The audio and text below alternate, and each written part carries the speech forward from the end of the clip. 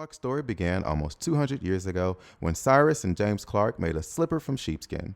At the time, it was groundbreaking, a combination of invention and craftsmanship that's remained at the heart of what Clark's does. From the very beginning, Clark's has always thought differently. Brilliant ideas are what sets Clark's apart. We are teaming up with Clark's and Podgo to bring you up to 30% off select items, including on the iconic Clark's Desert Boot by going to podgo.co/Clarks. That's podgo.co/Clarks. What up, everybody?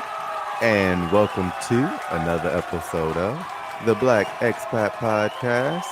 My name is Carl, and I'm excited to be rocking with you guys for yet another episode. I am so very excited to bring you guys part 4 of the Her Story tribute to Women's History Month that is going on the entire month of March.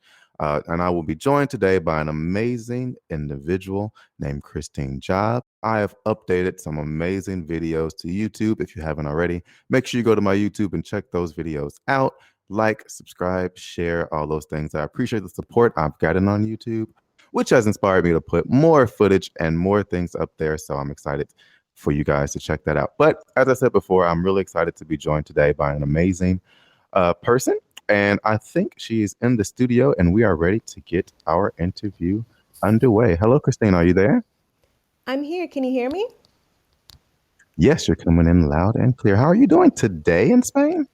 Yeah, I'm doing well. I'm doing well. How are you in Taiwan?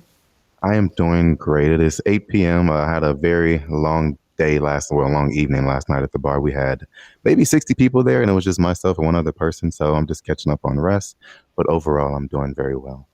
Oh my goodness, that sounds amazing and like a lifetime away from like the COVID situation here in Barcelona. Being able to go out to a bar with 60 people is like so far away. Oh, that's right. You guys are still on lockdown, right?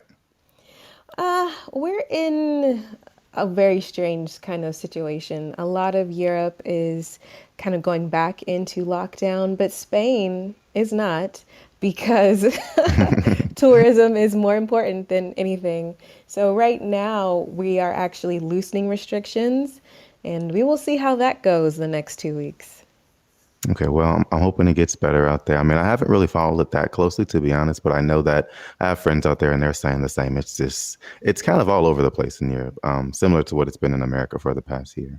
But if you don't mind, can we just jump right into the interview? Would you mind just introducing yourself, where you're currently located, a little bit about your background, and what led you to being in Spain for as long as you've been so far? Sure. So, hey everyone, I'm Christine Job. I am currently in Barcelona, Spain, but I'm from Atlanta, Georgia, and I always wanted to live abroad ever since I was 17. I studied abroad in Valencia, Spain, and I really try to figure out how to make it happen to really like no avail for the longest time. I was definitely one of those people that was like, I'll do anything. And that is, of course, not the way to go about it. But I always wanted to live abroad and I was trying to figure it out. You know, I went to university, I went to law school, and it wasn't until after I'd graduated from law school, I had traveled, and I really had a really big disappointment in my life where I was actually supposed to move to Kuala Lumpur and it kind of fell through. That my life really took like a really strange turn. I got kind of called to walk the Camino Santiago, which is a pilgrimage across Spain, which is about 800 kilometers, 500 miles. And that just changed everything. It was a healing time for me, but also it made me really fall in love with the country of Spain so much, with the people and just everything. And after that, I knew, oh yeah, I'm gonna move to Spain for sure. But it took a while. I was a highly ambitious and highly burnt out entrepreneur in Atlanta, and I really couldn't figure out a way to make that happen for me in a way that made sense. And in a way that made sense was really like in a way that looked good to other people. And I finally decided to like, you know what? I'm tired and I don't really feel good. Like I need to have a pause. And so I decided to take like a sabbatical, a career pause, and go to Spain for 9 months to teach English, just to do something radically different and to give myself the time and the space just to breathe and to recenter. And I landed in Spain and I haven't ever returned. I was like, oh, this is the lifestyle that I need. And I started in La Rioja and then I moved to a bigger city here in Barcelona. And I was like, yeah, I'm not going to go back to the States. That's for sure. So, like, once you arrived in Spain, I know you originally planned to, you planned to be there for 9 months teaching, working in education. But like, what were some of the things that actually kept you there, and helped you make the decision to say, I'm actually not returning to America. This is where I'm supposed to be, and I just feel much better here than I feel compared to being back home in America. For me, it was actually so many small things, which I think people think like it's this profound feeling or something, and it's not. I think it's literally these small instances. For example, the time that stores and people even open and the people start waking up. I used to wake up at 4 a.m. in Atlanta and be at the gym by 5. And I loved it because I'm like an early bird. But like in Spain, that's not happening. They're like, what? Like 7 a.m. is like really pushing it. They're like, calm down. And it's those little things where you have to adjust and stop being an autopilot for me that made me like sit and reflect. For example, siesta. Now, siesta is a concept that is not like widely practiced in Spain anymore. But I was living in northern Spain, and they still have a siesta culture of just basically having a pause in the middle of the day to have lunch, perhaps take a nap. But it's like everybody goes home and chills, right? Hmm. And in theory, it sounds lovely. But, this like type A Capricorn hyper ex law person that I am was like, what do you mean? Like, I'm just supposed to like go home, but I have other things to do. And if I could just get them done, then I could be done. And that kind of like dissonance helped me to really figure out what the heck was going on with me. Like, why can't you sit still? Like, dang, it's just a nap. It's just a pause. Like, what's that about? And it's that kind of like, okay, I need to figure out what that's going on. Like, what's that about for me? That then led me to say, I actually like this pause. I don't got to go to sleep. I started taking afternoon baths and I was like, this is the life actually. Like I took a bubble bath at 2 p.m. This is the life. And that started switching things for me because all of a sudden, this incessant urgency to always be doing something, always be achieving something was not being reflected in my society. People were like looking at me like I was nuts. And I realized that there was just different ways to live life. And that kind of gave me permission to continue making different choices for my life. And I knew that what felt right for me wasn't the societal construct that the United States has built itself upon, and what a lot of my beautiful and very talented and very smart friends are participating in. That wasn't for me. I knew I wanted to make a different choice, and living in Spain, it really, really like forced me to really stand in my truth. Wow. And I want to touch on so many aspects of what you just said, but I think you'll cover it in the second part of the question I'm going to ask. But before I get to that, I do want to say I am also a Capricorn, and I also felt the exact same way about a lot of things because I am very, I don't like having gaps in my schedule, or I didn't like having gaps in my schedule. And I always felt like I needed to be doing something in order to feel fulfilled just in my daily life, right? And that's like always wanting to feel like I've accomplished something that I'm working toward a major goal. And I think becoming an entrepreneur abroad that was a moment for me where I actually was able to step back and say, you know what, it's okay to rest and to not be doing something, because my business didn't open until 7 p.m. So there wasn't anything else for me to do during the day regarding the business, because it was all pretty much taken care of. But man, that's such an interesting perspective. But with what you just said, so I know you talk about this on your podcast and many of the other things that you do as well. But from your experience and your research, how can living abroad be a pathway to complete wellness? Yeah, so this is something I didn't move abroad with this kind of concept. Like I said before, I moved abroad because I was like, I am exhausted and I don't like this. It was basically very simple. Like, I don't like this. Let me try something different for at least a little while so I can collect my thoughts. And what I discovered though is that I did have an intention. I set the intention of I want to feel better. Just plain. I want to feel better. And by setting that intention and keeping that to the forefront of my mind and everything that I was doing and trying to participate in, I realized that for me to feel better, I needed to figure out what was making me feel unwell.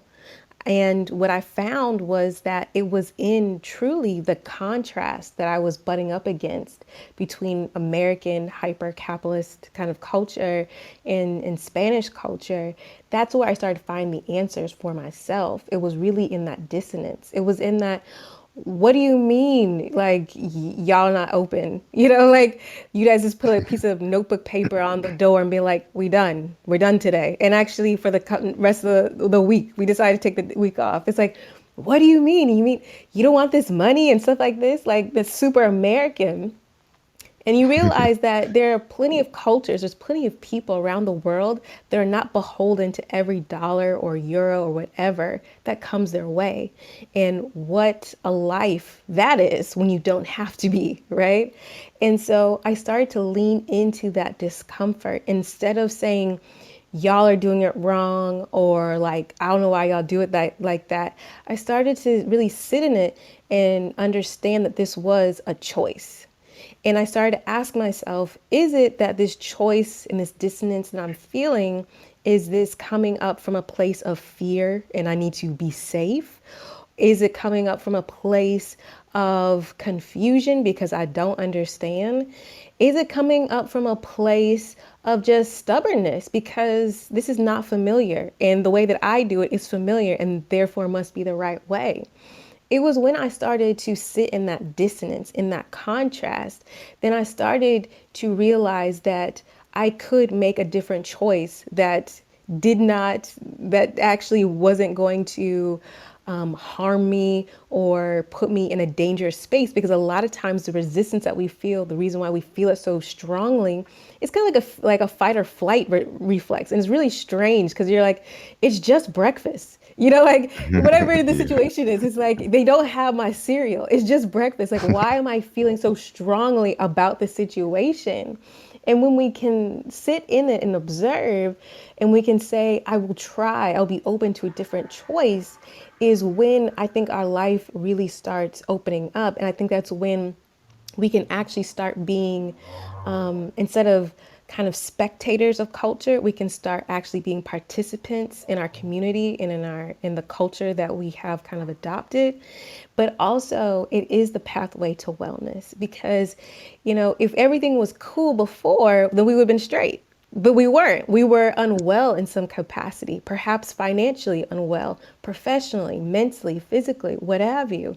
And if we sit in that space of discomfort, which is truly just us resisting what we know, resisting the familiar, we can actually start seeing, just the beauty and the truth in the differences in the culture that's trying to communicate to us, like trying to say, hey, chill out, there's another way.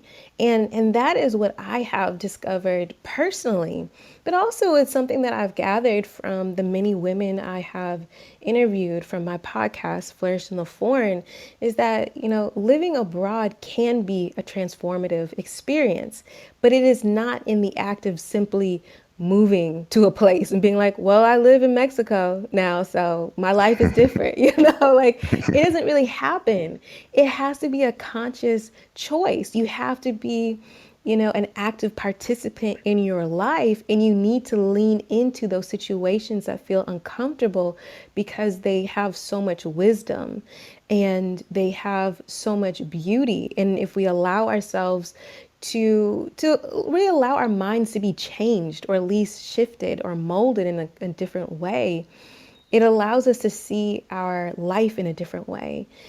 Because a lot of times what we believe is possible for us, or what we should want, and the things that we think we are capable of doing, are really dictated to us by our society, our home society, and from our home life. And when you kind of embrace a different culture and a different way of life, it allows you to break free of some of those things, or at least, deeply consider them or reconsider them.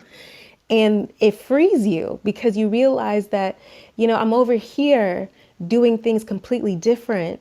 I'm observing all these other people who are thriving, and the sky is not falling because I'm not doing it the way that I have been conditioned. And it is really powerful.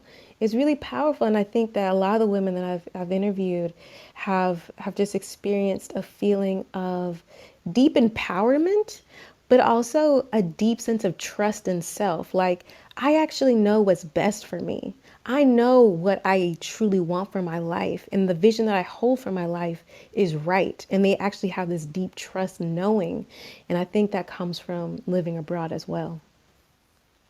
So how has this journey been for you then? Because I mean, you know, when I moved from America, from Chicago specifically to Taiwan, it did take a lot of adjusting, and I do think that my mindset and the way that I went about doing things did shift, but it was more of a gradual process. I did come into Taiwan with a very open mind and willing to accept a culture that was very different from mine, and not compare and contrast every little thing that happened, as a way to help myself mentally not go insane, but also just to embrace the experience that I was being a part of. But like, what was your journey like? Was it easy for you to switch between the way that you were when you were living in Atlanta and you're an entrepreneur there versus when you're in Spain?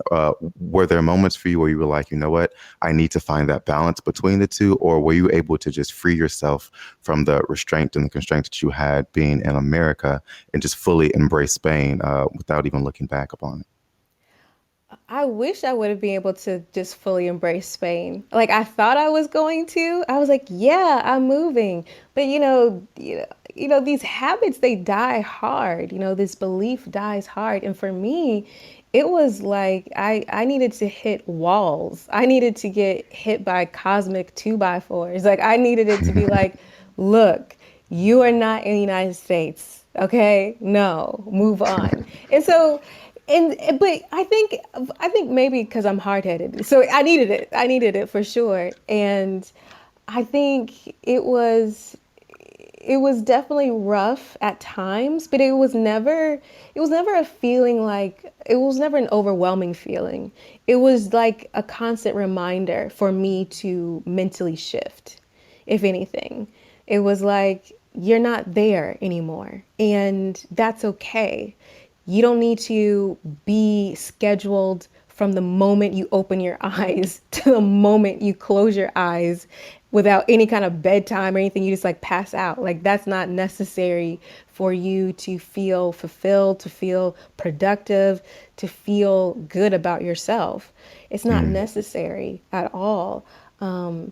But it was hard. It was hard. I learned the hard way a couple of times, but I'm grateful for it because, like I said, those experiences now I can laugh at, but that's what you need. You need that kind of, or at least me, I needed that harsh reality to be like, nobody's doing that. Like, you could get up at 4 a.m. if you want to. Especially, I was living in La Rioja, so that's like the smallest community in Spain. And they're like, you can do that. Not even the train station is open. Like, you could just be by yourself and just work on that. Um, but after the first year, I think it's been better and better each and every year for sure, because there's nothing equivalent to the American kind of ambition and dog eat dog kind of mentality in Spain. Even in Madrid and in Barcelona, which, there are the cosmopolitan European cities. No, no, not at all. I go to like the startup meetings, and everyone's like talking about all these, entrepreneurial buzzwords, and everyone's like to crush it and kill it and all this other stuff. And I'm like, y'all are not even on five at all. And I love that. I love that y'all think you're on 10, but y'all not even on five. I love it because I need that because I don't need to be fed with that kind of craziness. So, it's been good for me. It's been good. It's been gradual, but it's been good because I don't have those like outside forces. I don't have peers that are going to try to reinforce those kind of negative or detrimental habits. So I know for me, I know earlier when we were talking, you mentioned how you ended up in Spain because you decided to take a sabbatical, right, from what you were doing back home in Atlanta, and to just go out and do something new. I know for me, and it's interesting because I graduated college right away, and then I moved to China for a month, and I moved to Taiwan. And I started living and working here. And I was here for 7 years. And then I actually decided to take a sabbatical and go back home because I actually wanted to figure out if where I was currently in Taiwan after being here for 7 years was where I needed to be for the rest of my life, or if I needed to shift, if I needed to go back home and if that was the place I was supposed to be. So I wanted to just give myself a different perspective because most of my adult life had been spent living and working in Taiwan. Like I understood the culture of working here, et cetera, et cetera. So my sabbatical was actually the opposite. I went back home to kind of rediscover myself. But for you, what was your sabbatical like, and what are the benefits in from your perspective of taking a sabbatical abroad when leaving America to kind of go to a different place in the world to kind of figure out the things that you need to figure out, and what your next steps are? Yeah, so I'll first say I think taking a sabbatical is something that should be promoted way more in American culture. Just like taking a gap year should be something that we promote. I think taking a career sabbatical and I think taking it throughout your career, not just, maybe you want to do research when you're in your 40s or 50s or 60s or something like that. Like, I think it's important to have moments to reassess, especially in our culture, which is we like lock and load and we're like, well, this is who I am and this is what defines me. And I guess that's what I'm going to be until I die. I think it's important to take a pause and to think about it. And I think going abroad is essential because it's so important that we see a different way of living and doing, especially in our work culture. American propaganda is of such that we're number one in everything. And then you move abroad and you're like, actually, we're not number one in anything or anything great. You're like, it's actually in the Summer Olympics, maybe sometimes, but like most things that you would really want to be number one in, not so much. So it's important for us to get that space. And then work culture, because we think like, well, we're really productive, we're most productive. And it's like, actually, we're not. And like, there are other cultures that work less and are highly, like way more productive and have great work-life balance and have way more, festivals and holidays and things like that. It's important that, we have that time to really start knowing the truth about the situation. American news is American centric and then has some kind of, strange little notes about other parts of the world that seems very far away and really has nothing to do with us or whatever. You go abroad and you realize, oh, there's an entire world. We're all very much interconnected. This is how we're interconnected. This is why it's important to this region, to that region, and all that kind of stuff. That's why you have to go abroad. We have to literally get out of the American propaganda soup. Like, you got to get out of it so that you can really take at least a more sober approach to your life and your work. Even if you decide to go back to the United States and you're like, that's what I want to do, I think it's important because a lot of times the pressures that we feel and the cycle that people are on, it feels like it's inescapable. And sometimes it is, but for a lot of us, it isn't. It's a feeling because that's the only thing that we know.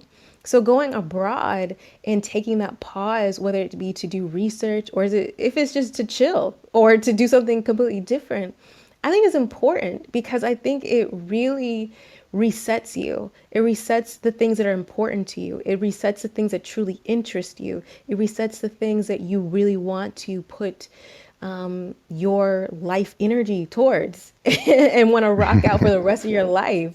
And I think it's vital for it to be outside the States because it's so important to see how other people live their life. It's so important to see, what are other people's pension systems looking like? And Mm. compare and contrast. Like, and what other benefits, are other people enjoying that we have to fight, tooth and nail, and people are still like, I don't think you guys really deserve it in the States.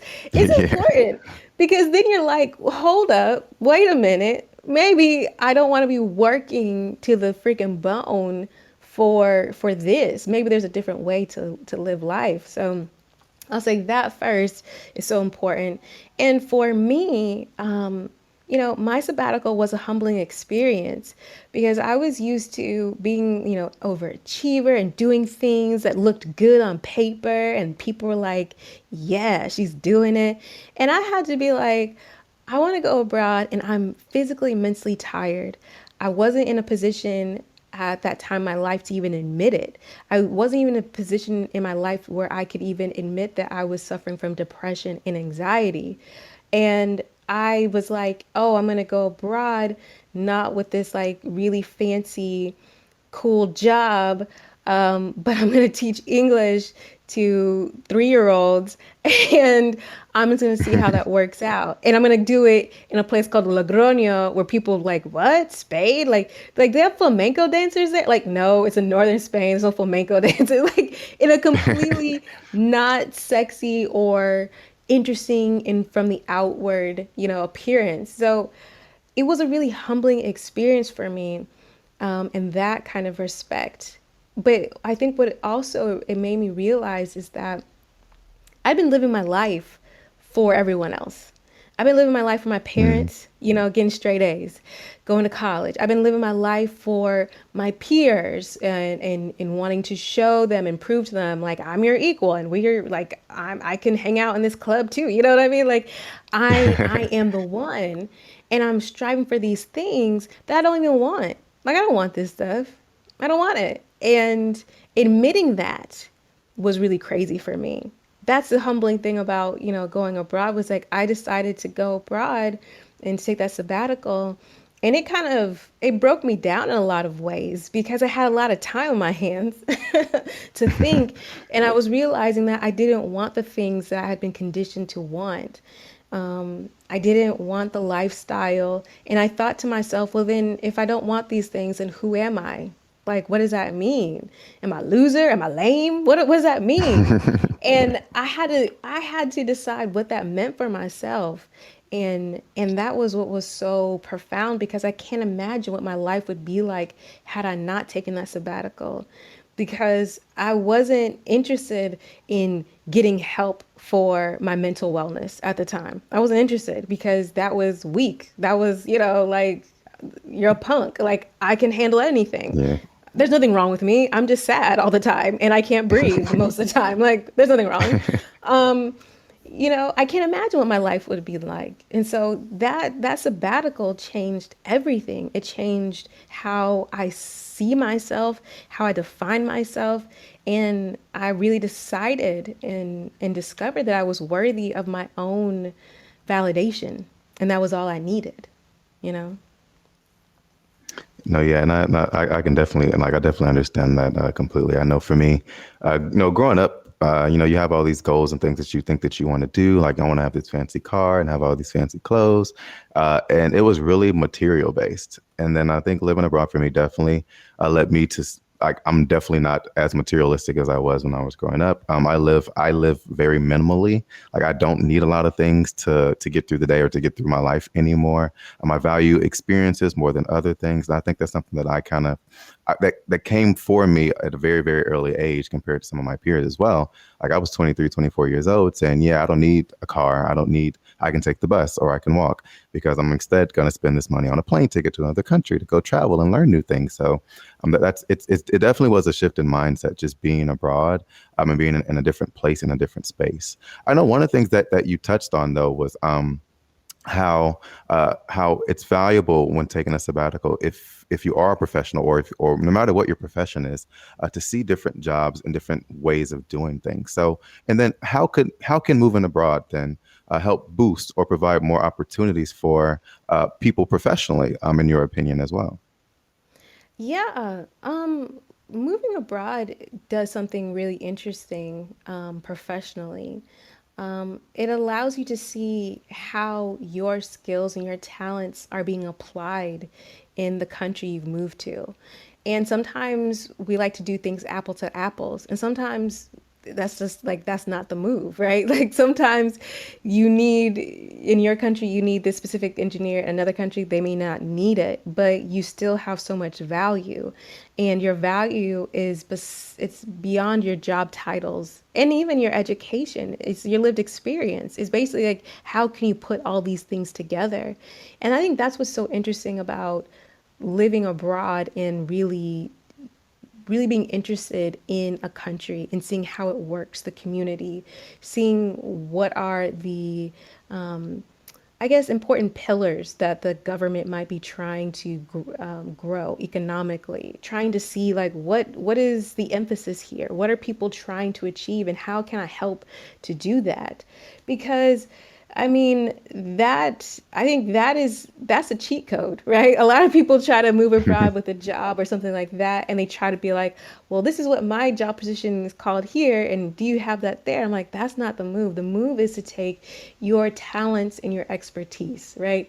But that also requires introspection. That also requires you to really know yourself, to understand what was the value you delivered to people, but also what was the value within the value. Because sometimes, like a lot of us, we had a job title, and then we did a lot of other stuff that was outside of our job title, right? And we did things that people would only come to us for, that we weren't necessarily paid for, right? But we were like the problem solver for this one thing, whether it was party planning for the office or what have you, dealing with a certain vendor, whatever it was that was outside of our job description, we did, and we were the ones that made it happen. That is the cheat code, because if we know ourselves, we know that we are way beyond these job descriptions, and we know that we can piece these experiences and these technical skills and soft skills together, and then we can package it for any kind of opportunity that may come our way that fits those things. And so that's what's so important about going abroad and really being and living in a community and not kind of bouncing on off the surface like a lot of expats like to do.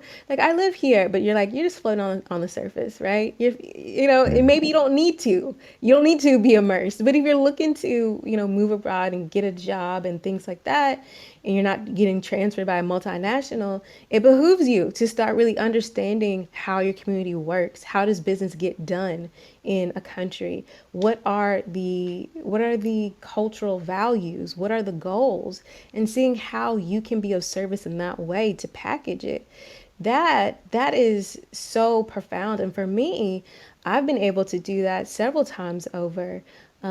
Which has been interesting at various levels of Spanish. And it's like, because the thing is if you got it, and if you can solve a problem, you can solve a problem. And you just have to be able to identify the problem and to offer services.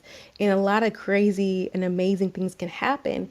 Even if it's not a yes, it is now someone who's part of your network. But that requires a different type of thinking about work and community that I think sometimes people don't catch on. Oh no, absolutely. Again, like everything said, I definitely 100% absolutely agree with.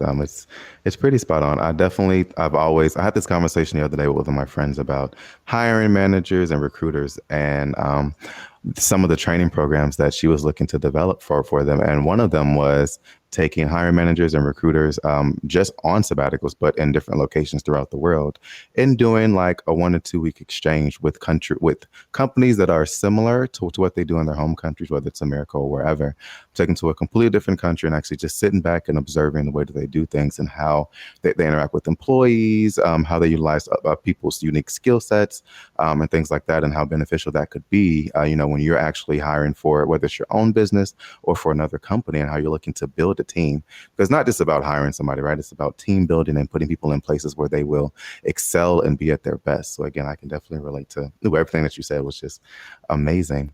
But Flourish in the Foreign, I know you talked a little bit about it earlier when we were discussing sabbaticals and research and pathway to wellness. But can you talk a bit about your podcast, Flourish in the Foreign, how it started, and what impact you're looking to make with it as well? Yeah, so my podcast is Flourish in the Foreign. It's all about elevating and affirming the voices and stories of Black women living and thriving abroad. Basically, just doing the damn thing while looking damn good doing it. But also exploring living abroad as a pathway to wellness. And I wanted to create it for two reasons, really. One, like I said before, I knew I wanted to live abroad since I was 17. And it took me, dang on almost 17, well, maybe like 12 years to make it happen. So it took me a long time to really experience that. And I think one of the reasons why was that I just didn't see a lot of people that looked like me doing it. I graduated from university in 2009, which was not a great time to graduate from university. Oh Um, no. and I was trying to figure out how to go abroad. And I remember going through like my mom's Rolodex, and I was like, who do you know that's ever lived abroad ever? And she'd be like, these people. And I would just call random people. And, like I knew I wanted to, but I couldn't see it yet in my mind, which is I think is a little bit of a problem, right? You got to see it in some kind of capacity. For me, you need to be able to internalize that. You need to be able to know it, that that's possible for you.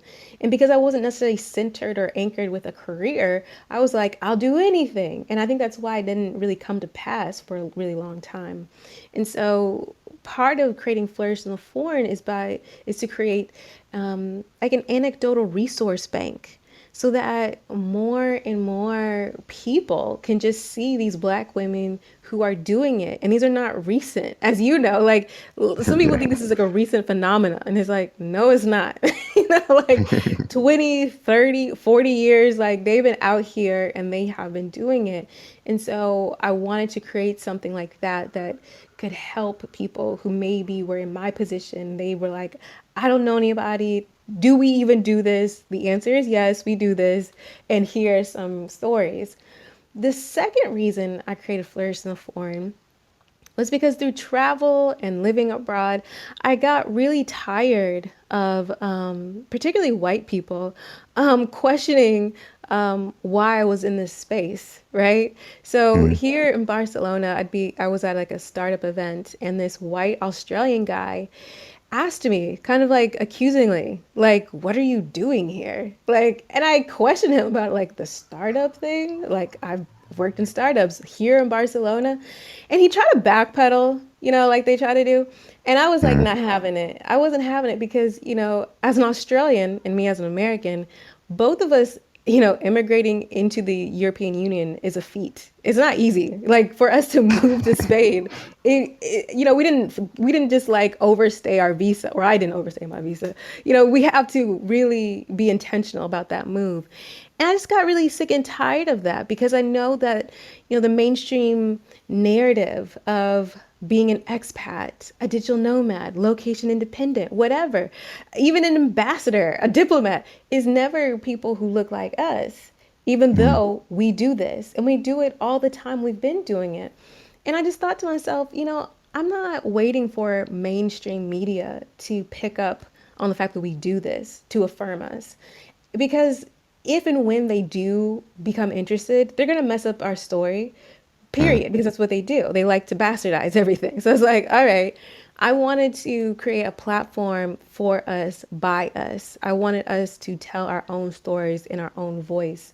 And with questions that were nuanced, that weren't just like, all right, so you're abroad, and that like things that actually are important for us and in our experience, understanding that, the Black experience across the diaspora is not monolithic, and having that conversation too, because had mainstream media picked it up, they'd just be like, well, all Black people do this abroad, the end, instead of really Yeah. having a deep dive, a nuanced conversation about, Black identity and all of the ways that it manifests and all the ways that people embody it and what that means to different people from different places and how they are received and perceived in different spaces. Like it's a whole different thing, and I wanted us to tell our own stories. So that's why I created it. And honestly, it has been such a blessing. I launched it this past May, and because, lockdown, severe lockdown here in Spain during that time. And I was like, well, I ain't got nothing else to do. And it has taken off so beautifully. I mean, just recently surpassed 15,000 downloads, creating a really amazing community, and people are just really gravitating to the stories of these women who are telling their stories, that are provocative, that are controversial, that are whatever, but it's like it's their life. And I think people are really gravitating towards that because it's so relatable in that way. When you allow people to be fully seen, when you allow people to define their own narrative, it's beautiful and it's freeing for so many people, and it gives them confidence and courage to keep on going. So that is Flourish in the Foreign. I love it so much. As you know, podcasting ain't easy, so it's a job, but it's really a passion of mine. So, like, how have you found women to interview? Do you focus mainly on women in Spain, or are you open to interviewing women no matter where they're located in the world? No, I interview women all over the world. I've interviewed women in Bangladesh, in Australia, in Singapore, in Uganda, Rwanda, Sierra Leone, Mexico, Colombia, like all over the world, all over Iceland. Um, I how did I find them? Well, I've started with the very first episode is a dear friend of mine. And then from there on, I found people on Facebook and YouTube. And then after about like 20 kind of cold emails that I sent out, then people started finding me. And Mm. then that has been a thing now, is that people reach out to me and I don't necessarily have to go out and search for women. And that's been fantastic. It's been really, really humbling and also super overwhelming. But it's been wonderful, because that's the thing, this weird fear of like, you know, will there be enough women to talk about? Of course. And then it's like, will anyone listen besides my mom? Yes. So it's like My mom's it's been listening. amazing. Yeah, moms are the best. They're like the number one. So yeah.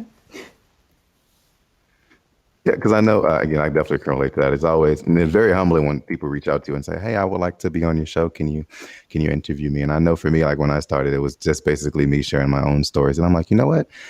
I'm traveling a lot, and I do because at first I wasn't seeing a lot of Black people traveling 10 years ago, and then I started seeing so many, and then people started popping up in Taiwan. And I'm like, you know what? I definitely need to highlight their stories because, like you said, no, like it's not out there in the mainstream media yet, and even our people from our communities don't know that there are many different ways to just live life and to go abroad and to have different experiences, different places, whether short term or long term. And these things are very, very important. But like when I think about my podcast, there's always one episode that comes to mind that kind of sticks out for me. And I don't necessarily call it my favorite episode because I kind of love all of them. But for you, like what is one of your favorite episodes or an episode that really, really stands out to you when you think about your podcast that you would recommend someone going and checking out to really get a well-rounded idea about what Flourish in the Foreign is?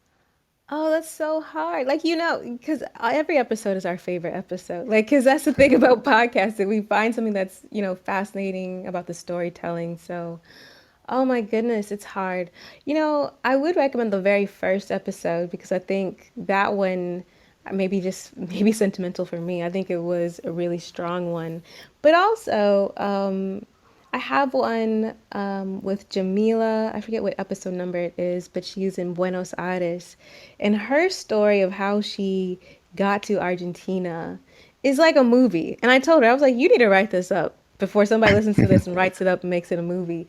Because she got to Argentina, dealing with a divorce in Seattle. And she is, talking to her therapist. She's a therapist, but she's going through therapy and talking to her friend and trying to figure out what to do with her life. She's in her car. She sees a billboard for tango.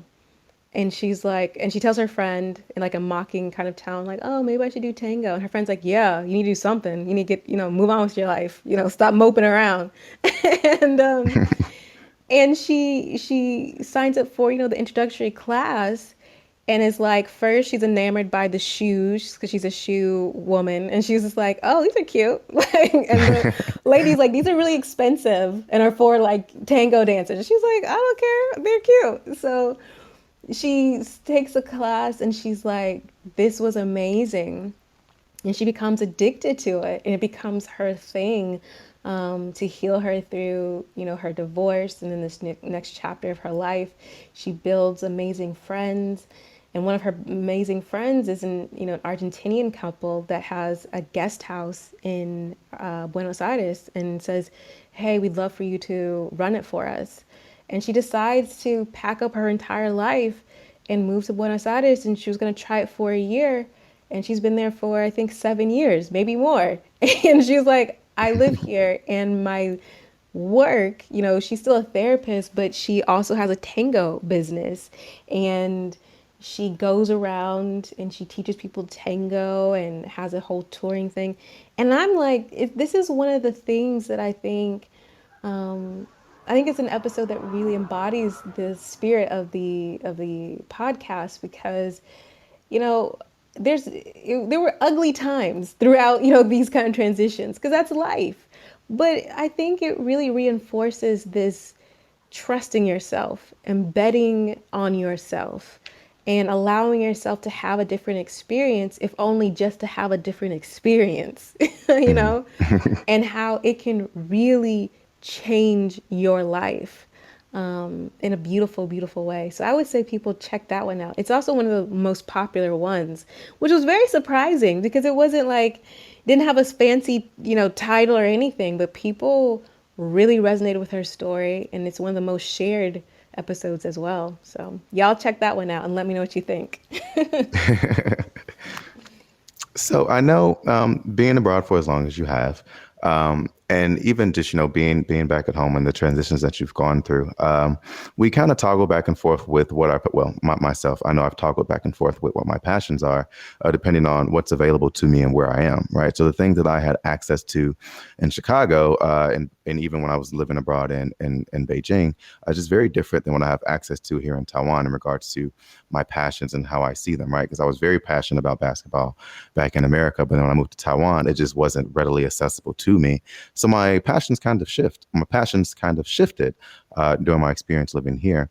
But like, what passions have you discovered or rediscovered while living abroad in Spain? And then how have you also managed to remain consistent, in doing or being a part of or sharing your passions as well?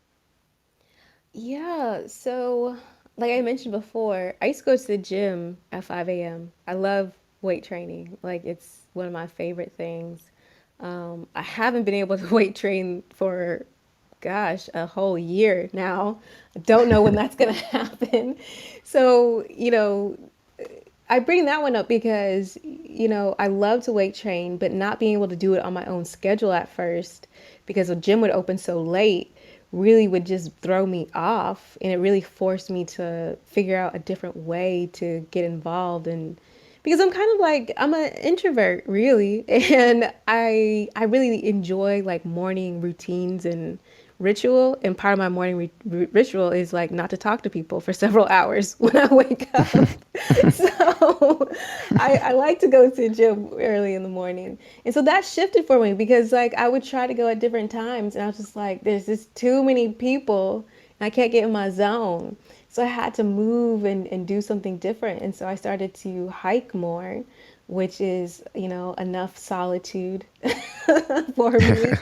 So I could do that, which was cool. I would hike, especially when I was living in La Rioja, a lot more with some friends and would go biking.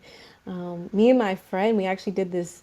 I don't even know why we did this. We did this overnight, like, hiking competition trail. It was horrible because it was like basically hiking maybe more than like a marathon in like 6 hours, something very dumb that we did with like headlamps, and that messed up our feet and our bodies for the whole week.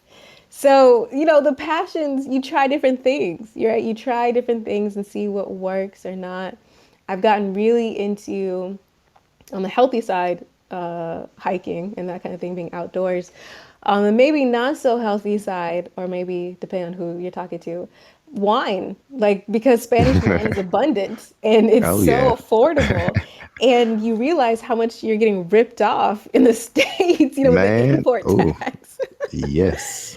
So it's hard. It ruins me because I really, unless, depending on where I'm traveling to, unless they have a wine region, I often don't drink wine when I'm abroad. Because now I'm just so used to paying like local prices. And I'm just like, I'm not paying 12 euros for a glass of wine. Like, are you joking? I could buy a whole Hmm. bottle for 3. Like, leave me alone. So, yeah, drinking wine has been a passion, but also, terrace culture is such a passion. And I can't wait till we finally get vaccinated to get back into it because, the art of just sitting and people watching and kikiing with your friends for hours on end has really become a passion of mine. At first it's kind of like, okay, you hang out, you leave, but it's really a lifestyle and I really dig it. I really am into it. And I can't wait to keep that going because it's nice.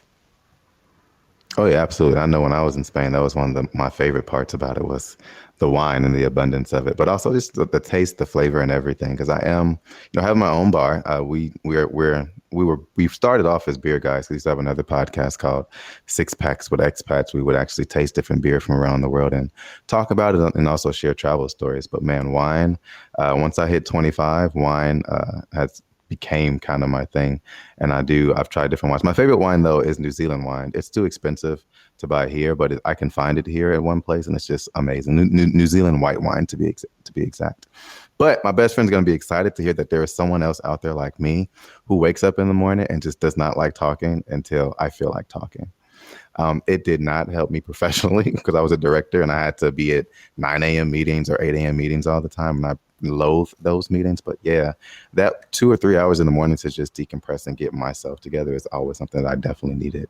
And I appreciate it. And maybe other people didn't, but I was very honest. Like, hey, I'm not a morning person. I'm not a morning talking person. I just need my own time and space to kind of decompress. But that's all of the big questions I have so far. Is there anything else that you would like to add or share or discuss? Or do you have any questions for me? I do have a question for you because, I'm an entrepreneur as well, and I'm a business strategist. I've been a business strategist since I was in law school, and so I actually help Black women and women of color build businesses, usually online. Yeah, the majority of them have been online businesses so that they can go abroad, and I'm always really interested in learning more about other and fellow entrepreneurs. You have a brick and mortar business, and how that has been like for you, like the registration process, taxes, employment law. Like, I'm always very fascinated. So how has that experience been like for you in Taiwan?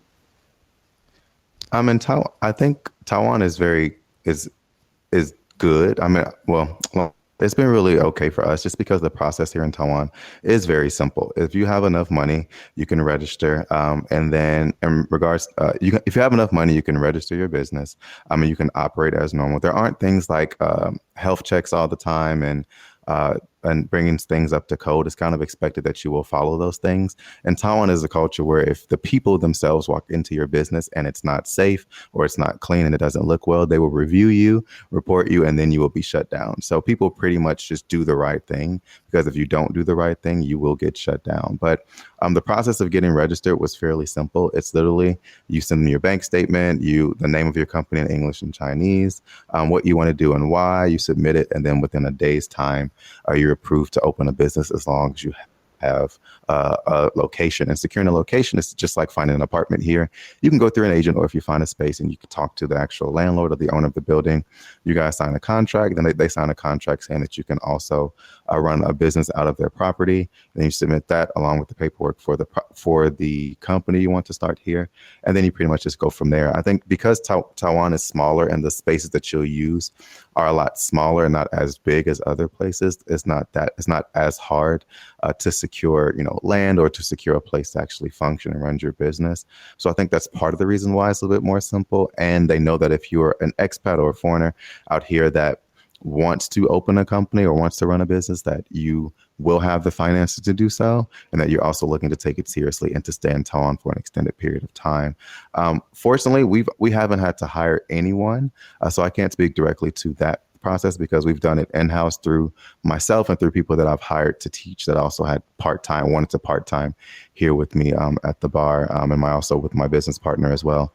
We pretty much run the ins and out of the business, and that's mostly due to COVID, to be honest. We wanted to hire a full staff, but 6 to 8 months after opening is when COVID hit Taiwan. And while we didn't go into a lockdown, the local population and the foreigners either went back home, or they weren't trying to be in spaces with 30 or 40 people. So we saw, zero people coming in for 5 months. And then as Taiwan became more open with saying, it's okay, guys, you can go out, then slowly but surely people started to go back out and visit our location again. But yeah, the process actually is surprisingly easy. And I think that's one of the reasons why we were excited about opening a business, because once we found out what we needed to do, it was just a matter of securing the funds and, make sure we have a good business plan, a good business model, and then putting it into practice. So it was fairly simple. Wow, I love that. I love those simple stories because sometimes they're few and far between. Yeah, and it's like I've thought, because I have friends that are business owners back home. When we talk about our process, they're always like, "Man, I had to do all these extra things. I spent all this money on this." And I'm like, "Yeah, man. I was walking down the street one day and I told my best friend, I was like, 'Hey, I like this space. It looks great for what we want to open.' We made an appointment to look at it. We liked it, and then 2 weeks later, we had a business that was open and running. And taxes are fairly simple as well, depending on the type of business you open and the size of the building and your maximum capacity. They have an algorithm that gives you how much money in taxes you have to pay every 3 months, and it's set in stone. So there is no going up, there is no inflation, there is no adjustments, there is no tracking your purchases unless you start to make upwards of $1 million. As long as you're not doing that, you're doing okay. $1 million a month. Sorry, not $1 million a year. $1 million Oh my a month. So if goodness. you're not doing Okay. that, then you're fine. Again, we haven't cracked a million, because if we did, I'd probably be living on an island somewhere, but another island other than Taiwan. But yeah, our revenue was okay until coronavirus. Well, So are I there wish you all the luck for your business to recover and to thrive. Yeah, and it's definitely been a process. I know this has been a really big month for us, because even though, again, we weren't on lockdown, people just weren't. Taiwan's border shut down. People were leaving the country when the coronavirus first happened because of our proximity to China. So people were like, "Oh, I'm going to go back home because it's safer back home." And then, look, America shut down for all these months now. So that was a big chunk of our business, were the expats that lived here in Taiwan. A lot of them just left because they felt unsafe being here, and it turned out that where they went wasn't anymore, like was not the safest places for them to go. So thank you so much. I really appreciate that. We're just excited for continued growth and looking forward to it as well. Are there any other questions, comments, concerns, anything else you want us to kind of talk about more that we've already gone into, or any other questions you have for me?